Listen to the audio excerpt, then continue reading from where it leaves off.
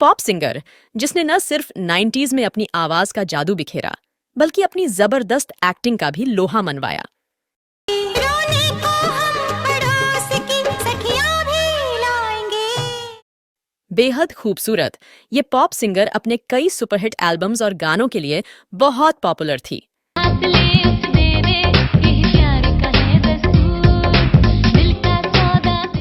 इस सिंगर के चेहरे की मासूमियत को देखते हुए उनको डॉल कहा जाता था, जो अपनी फायर परफॉर्मेंस से आग लगा देती थीं। अरे हाँ ये दुनिया ये दुनिया ये दुनिया बड़ी रंगीली। कई हिट एल्बम्स देने वाली इस सिंगर और तमाम कामयाब फिल्मों में एक्टिंग का जलवा बिखेरने वाली इस अभिनेत्री का नाम है रागेश्वरी लूम्बा। दिल वाले तो प्यार जहाँ से छीन लिया करते हैं। कमाल की खूबसूरती और बेजोड़ एक्टिंग के साथ ही एक जबरदस्त सिंगर। आओ कुड़ियों नी गिद्दा पाओ कुड़ियों, हाल दिला दे सुना। करियर के शुरुआत में कई हिट फिल्में देने के बाद किस्मत ने ऐसा खेल खेला कि ना तो ये गाने के लायक रहीं और ना ही एक्टिंग करने के काबिल। आएगी बरसात कहाँ जाएंगे। नमस्कार, प्रणाम और आभार। मैं हूं आरजे अंतरा और आप देख रहे हैं अपना पसंदीदा यूट्यूब चैनल सिनेमा सफर। और बात हो रही है एक ऐसी अभिनेत्री की जिसके करियर पर एक हादसे ने ब्रेक लगा दिया। बातों ही बातों में वो फसाने बन जाते हैं, होता है शुरू यूं ही ये खेल। आपको जानकर हैरानी होगी कि रागेश्वरी एक नेशनल अवार्ड विजेता संगीतकार की बेटी हैं। इस हीरोइन को आपने फिल्म आंखें, मैं खिलाड़ी तू अनाड़ी और मुंबई से आया मेरा दोस्त जैसी फिल्मों में बतौर एक्ट्रेस देखा होगा। जिसने पागल किया, जिसने घायल किया। सवाल उठता है कि फिर अचानक ऐसा क्या हुआ कि ये हीरोइन फिल्मी पर्दे से गायब हो गई। साथ ही आगे बात होगी कि एक कामयाब एक्ट्रेस और सिंगर होते हुए भी इस हीरोइन ने अपना जीवन साथी चुनने की जिम्मेदारी क्यों अपने माँ बाप को दी और कुछ इस तरह शादी रचाई जिससे आज की जनरेशन को सबक लेने की जरूरत है। मेरे महबूब चल और कहीं। इसके अलावा बताऊंगी कोविड के समय का वो वाकया जब इस अभिनेत्री ने बेटी होने का फर्ज कुछ इस कदर निभाया कि हर तरफ उनकी तारीफ हुई थी। और अंत में जानेंगे कि कैसे एक हादसे ने करियर समेत उनका सब कुछ बर्बाद कर दिया, लेकिन अपनी हिम्मत और जुनून के चलते वो शानदार कमबैक करने में कैसे कामयाब हुईं। इन सारी बातों पर आने से पहले जान लेते हैं रागेश्वरी के एक्टिंग और सिंगिंग की दुनिया में आने की कहानी। अजी गाया हाँ गाया। रागेश्वरी का जन्म 25 जुलाई 1977 को बॉम्बे में हुआ था। पिता त्रिलोक सिंह लूम्बा संगीतकार हैं और माँ वीरा लूम्बा हैं। इनके बड़े भाई ऋषभ लूम्बा हैं जो फिल्म निर्माता हैं। संगीत से लगाव होने के चलते इनके पिता ने इनका नाम रागेश्वरी रखा, जिसका संस्कृत में अर्थ है रागों की रानी। आए बिना तेरे भला कैसे करार आए। रागेश्वरी की शुरुआती पढ़ाई ऑक्सिलियम कॉन्वेंट हाई स्कूल से हुई। इनका बचपन से ही सिंगिंग और एक्टिंग की ओर रुझान था।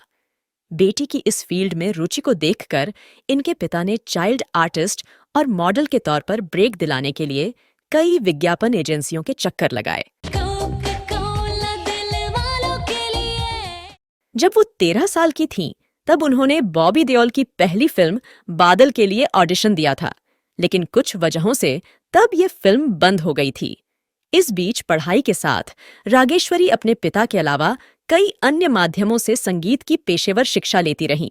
नजर की बात है किसी को क्या। 16 साल की उम्र में रागेश्वरी को बॉलीवुड में एक्ट्रेस के तौर पर फिल्म आंखें में डेब्यू करने का मौका मिला। इस फिल्म में उनको साइन किए जाने की कहानी बहुत रोचक है। कैसे मिला उनको इस फिल्म में रोल और कैसे दिव्या भारती के मना करने पर ये रोल रागेश्वरी के हिस्से आ गया, अब वो कहानी जानते हैं। तेरी मेरी प्रेम कहानी है सागर। दरअसल दिव्या भारती ने 1992 में फिल्म विश्वात्मा से एक्टिंग डेब्यू किया था और रातों रात स्टार बन गई थीं। हर कोई दिव्या भारती के साथ काम करना चाहता था। पहलाज निहलानी ने शोला और शबनम में दिव्या भारती को साइन किया। ये फिल्म रिलीज हुई तो हिट साबित हुई। दिव्या भारती अब हिट की गारंटी बन चुकी थी। प्रोड्यूसर पहलाज निहलानी अपनी आने वाली अगली फिल्म आंखें के लिए भी दिव्या भारती को साइन करना चाहते थे। इस फिल्म के लिए वो गोविंदा और चंकी पांडे को पहले ही साइन कर चुके थे। फिल्म की स्क्रिप्ट के मुताबिक गोविंदा के ऑपोजिट ऋतु शिवपुरी को साइन किया गया था, जबकि चंकी पांडे के ऑपोजिट निहलानी दिव्या भारती को साइन करना चाहते थे। निहलानी के कहने पर डायरेक्टर डेविड धवन ने दिव्या से मुलाकात की तो वो फिल्म के लिए राजी हो गईं। कुछ दिनों बाद जब इस हीरोइन को पता चला कि चंकी पांडे उनके हीरो होंगे तो दिव्या भारती भड़क गईं। उन्होंने पहलाज निहलानी को फोन कर धमकी दी कि अगर उनको चंकी के ऑपोजिट कास्ट किया गया तो वो फिल्म नहीं करेंगी। निहलानी उनसे मिलने पहुंचे, बहुत समझाया, लेकिन वो राजी नहीं हुई और फिल्म छोड़ दी। दरअसल दिव्या भारती इससे पहले फिल्म विश्वात्मा में चंकी के साथ काम कर चुकी थीं और इसी फिल्म के दौरान दोनों के बीच कुछ ऐसा हुआ कि दिव्या ने चंकी के साथ आगे कभी भी काम नहीं करने का फैसला ले लिया था।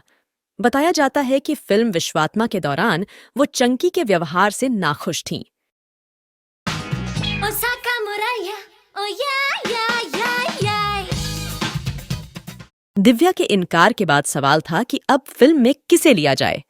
जूही चावला समेत कई हीरोइंस से बात की गई, लेकिन किसी न किसी वजह से मामला नहीं बन सका। इसी बीच किसी ने एक नई पॉप सिंगर का नाम सजेस्ट किया जो पेशे से एक्ट्रेस तो नहीं थी, लेकिन वो स्टेज पर जब परफॉर्म करती तो उनका अपीयरेंस और अदाएं किसी अभिनेत्री से कम नहीं होती थी। मुझे तुम जैसे जिद्दी बहुत पसंद है, क्योंकि उनमें सच्चाई होती है और जो बात ठान लेते हैं। इसके बाद रागेश्वरी से संपर्क किया गया तो वो फिल्म आंखें करने के लिए राजी हो गईं।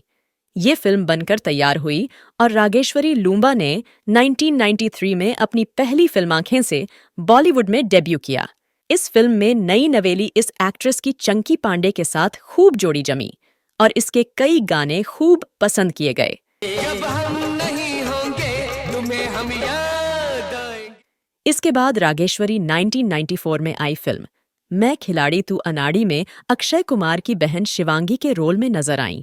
इस फिल्म में सैफ अली खान के साथ उनकी जोड़ी खूब जमी। इस फिल्म में उन पर फिल्माया ये गाना खूब पसंद किया गया था। धड़कनें चुराने लगे जरा जरा, सांसों में बसाने। साल 1994 में ही उन्होंने जिद और दिल आ गया नाम की 2 और फिल्मों में एक्टिंग करती देखी गईं।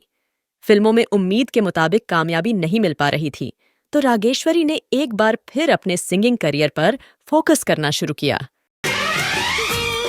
कितना नादान है।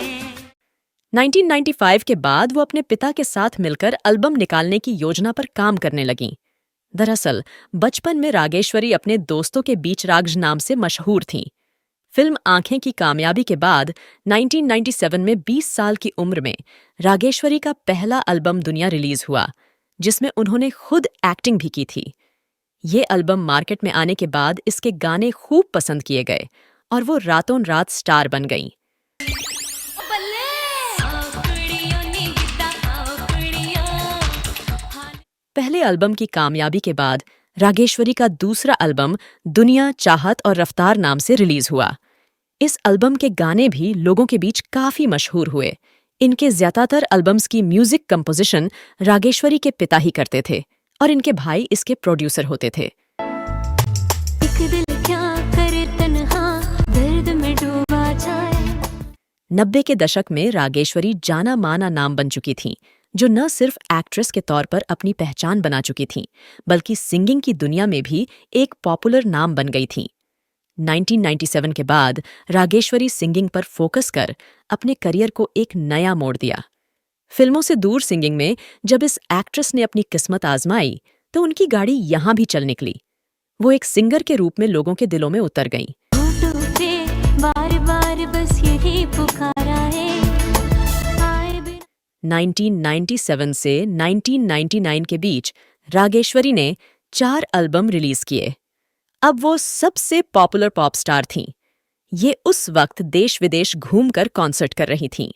रागेश्वरी अपने करियर के पीक पर थीं। सब ठीक चल रहा था, तभी उनके साथ एक बड़ा हादसा हुआ जिसने उनकी दुनिया पलट कर रख दी।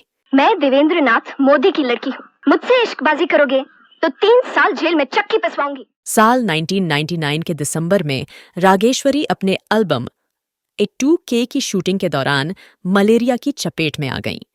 31 दिसंबर 1999 को इस एल्बम को रिलीज किया गया। एक हफ्ते बाद वो बेल्स पॉल्जी नाम की बीमारी से पीड़ित हो गईं। इसी समय उन्हें लकवा मार गया। तब उनकी उम्र मात्र 25 साल थी। उनकी लेफ्ट बॉडी ने काम करना बंद कर दिया। वो बोल भी नहीं पा रही थीं। लंबे वक्त तक उनका इलाज चलता रहा। ऐसा लगा मानो सब कुछ खत्म हो गया, लेकिन रागेश्वरी ने हार नहीं मानी। उन्होंने योग और मेडिटेशन का सहारा लिया। करीब 2 साल तक वो दुनिया से अलग थलग हो गई थीं। अपनी मजबूत इच्छा शक्ति, इलाज, लगातार योग और मेडिटेशन से उनकी हालत में सुधार आने लगा। धीरे धीरे वो पूरी तरह से स्वस्थ हो गईं। अब जाते वक्त को गुजर जाने दे। अब एक बार फिर वो अपने करियर को लेकर आगे बढ़ना चाहती थीं। तभी उनको साल 2002 में तुम जियो हजारों साल नाम की एक फिल्म, जिसके जरिए वो एक बार फिर बॉलीवुड में वापस लौटीं। इसके बाद 2003 में उन्होंने मुंबई से आया मेरा दोस्त नाम की फिल्म में एक टीवी रिपोर्टर का किरदार निभाया। ये फिल्म उनके करियर की आखिरी फिल्म साबित हुई। इसके बाद साल 2006 में उन्होंने एक बार फिर अपना म्यूजिक एल्बम रिलीज किया। होके बंद तेरी पलकों में डूब के तर जाऊं। इसके बाद उन्होंने कई टीवी शोज को होस्ट किए और साल 2011 में बिग बॉस सीजन 5 का हिस्सा भी रहीं। रागेश्वरी के बारे में एक खास बात जानने लायक है। मशहूर पॉप सिंगर और अभिनेत्री होते हुए कभी भी उनके किसी के साथ अफेयर की कभी कोई खबर नहीं आई। वो अपने करियर में बिजी थीं। वो सिंगल रहकर भी खुश थीं, लेकिन शादी और माँ बनने के सुख को भी महसूस करना चाहती थीं। वो चाहतीं तो खुद अपने लिए कोई जीवन साथी चुन सकती थीं, लेकिन उन्होंने इसकी जिम्मेदारी अपने पेरेंट्स को दी। माँ बाप ने उनके लिए सुधांशु स्वरूप को चुना, जो लंदन में ह्यूमन राइट्स के वकील हैं। रागेश्वरी ने एक इंटरव्यू में बताया था कि वो शादी से पहले अपने साथी को अच्छे से जान लेना चाहती थीं। इसलिए उन्होंने सुधांशु के सामने ईमेल के जरिए बातें करने का प्रस्ताव रखा, जिसे उन्होंने स्वीकार कर लिया। प्यार हो जाए कब क्या खबर क्या पता जो न। रागेश्वरी और सुधांशु ने किसी भी तरह की जल्दबाजी नहीं दिखाई और ईमेल के बाद स्काइप और उसके बाद मिलने का दौर शुरू किया। सुधांशु बार बार लंदन से उनके पास मिलने आते थे, जो उनके डेडिकेशन और प्यार को दिखाता था। इन दोनों ने एक दूसरे को समझने के लिए करीब 4 साल का समय दिया। क्यों ये सब फासले मिटते नहीं। एक दूसरे को अच्छी तरह से जानने के बाद 27 जनवरी 2014 को दोनों ने शादी कर ली। इस तरह 38 की उम्र में रागेश्वरी ने शादी की और फिर 40 की उम्र में बिना किसी ट्रीटमेंट के उन्होंने एक बेटी को जन्म दिया। एक अभिनेत्री और सिंगर होते हुए भी रागेश्वरी ने जिस तरह से शादी की, उस पर आपकी क्या राय है? कमेंट करके जरूर बताइएगा। क्या तू है और कहीं बैठा दिल लगाए। रागेश्वरी फिलहाल अपने पति के साथ लंदन में रहती हैं, लेकिन आज भी अपने पेरेंट्स का काफी ध्यान रखती हैं। इसकी एक मिसाल तब देखने को मिली जब उनके पिता कोविड की चपेट में आकर अस्पताल में भर्ती हो गए थे। उस वक्त रागेश्वरी अपने 4 साल की बेटी सौम्या को पति सुधांशु के पास लंदन में ही छोड़कर अकेले भारत आई थीं और उन्होंने दिन रात अपने पिता की देखभाल की। जिनके दम पे चलता है जहां आई है वो हीरोज, चलो जश्न मनाए। लकवाग्रस्त होने के बाद रागेश्वरी ने जिस तरह से वापसी की, वो एक मिसाल बन गई थी। इसी के बाद उन्हें मोटिवेशनल स्पीकर के तौर पर देश विदेश में तमाम कार्यक्रमों में इनवाइट किया जाता है। मैंने देखे सभी लोग दुनिया के। रागेश्वरी का करियर भले ही कम कामयाब रहा हो, लेकिन एक बेटी, माँ और पत्नी के तौर पर वो बहुत सफल मानी जा सकती हैं। हम उनके सेहतमंद जिंदगी की कामना करते हुए आपसे विदा लेती हूँ। ये पेशकश पसंद आई हो तो चैनल को सब्सक्राइब जरूर करिएगा। आपसे फिर होगी मुलाकात किसी और फिल्मी शख्सियत की कहानी के साथ। नमस्कार।